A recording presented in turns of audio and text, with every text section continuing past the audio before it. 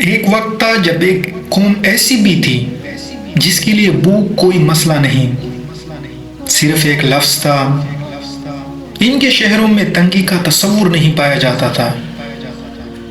زمین سونا اگلتی تھی اور پانی رحمت بن کر گرتا تھا۔ خوشحالی ان کے لیے خواب نہیں، روزمرہ کی حقیقت تھی۔ لیکن تاریخ کا ایک ایسا تلخ سبق ہے، اللہ کی دی ہوئی نعمت اگر شکر سے خالی ہو جائے تو وہی نعمت انسان کو ڈبو دیتی ہے۔ یہ قوم تھی قوم سبا، عرب کے جنوبی علاقے موجودہ یمن میں آباد۔ قدرت نے انہیں سب کچھ دیا تھا، زرخیز زمین، متوازن موسم، امن، تجارت اور ایک ایسا شاہکار نظام جس پر دنیا حیران تھی۔ مغرب کی عظیم بند، یہ بند صرف پانی روکنے کا ذریعہ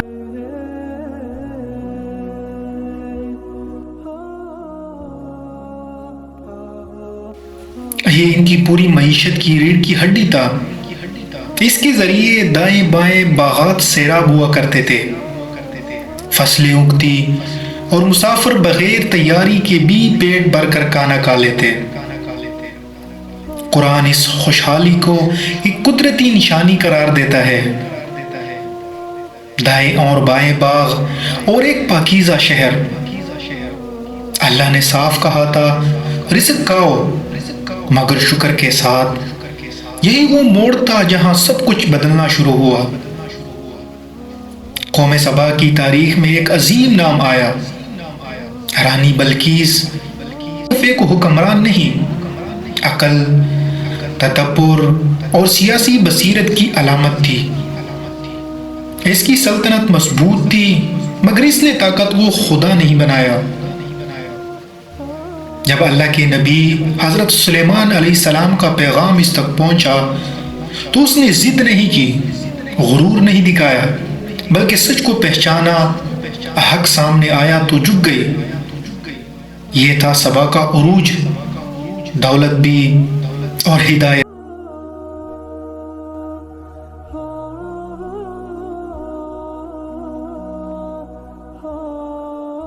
خود بخود منتقل نہیں ہوتی، بلکہ اس کا دور ختم ہوا۔ بعد میں آنے والوں نے نعمت تو سنبھالی مگر شکر نہیں۔ آہستہ آہستہ زبان بدل گئی۔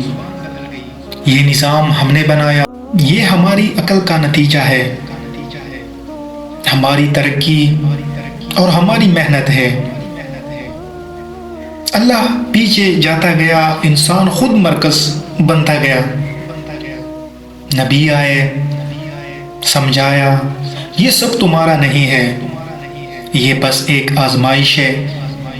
اگر شکر چھوڑ دیا تو یہی نعمت تمہیں لے ڈوبے گی۔ مگر جواب ایک ہی تھا کہ ہم محفوظ ہیں، ہمارا بند پہاڑوں سے زیادہ مضبوط ہے، ہمیں کوئی نقصان نہیں پہنچا سکتا۔ یہی وہ جملہ تھا جو ہر تباہ قوم بولتی ہے تباہی سے ٹیک پہلے۔ پھر اللہ کا فیصلہ آیا، نہ لشکر، نہ جنگ، نہ آسمان سے آگ، بس ایک معمولی ذریعہ۔ روایات بتاتی ہے کہ بند کی بنیاد میں چھوٹے جانور سوراخ کرنے لگے۔ لوگوں نے دیکھا مگر سنجیدہ نہیں لیا۔ غرور عقل کو اندھا کر دیتی ہے۔ اور پھر وہ رات آئی، خاموشی، اندھیرا، اور اچانک بند ٹوٹ گیا۔ وہ پانی جو صدیوں سے زندگی دے رہا تھا لمحوں میں موت بن گیا۔ سیلاب آیا، شہر بہے، باغ دفن ہوئے اور نسلیں مٹ گئی۔ قرآن کہتا ہے ہم نے ان کے سرسبز باغوں کو کانٹوں میں بدل دیا۔ سوال یہ نہیں کہ وہ امیر کیوں تھے، اصل سوال یہ ہے کہ وہ شکر گزار کیوں نہ رہے۔ قوم سبا دولت سے نہیں، غرور سے تباہ ہوئی۔ اور یہ قصہ صرف تاریخ نہیں، یہ ایک آئینہ ہے کہ اگر اللہ کی دی ہوئی نعمت تمہیں اللہ سے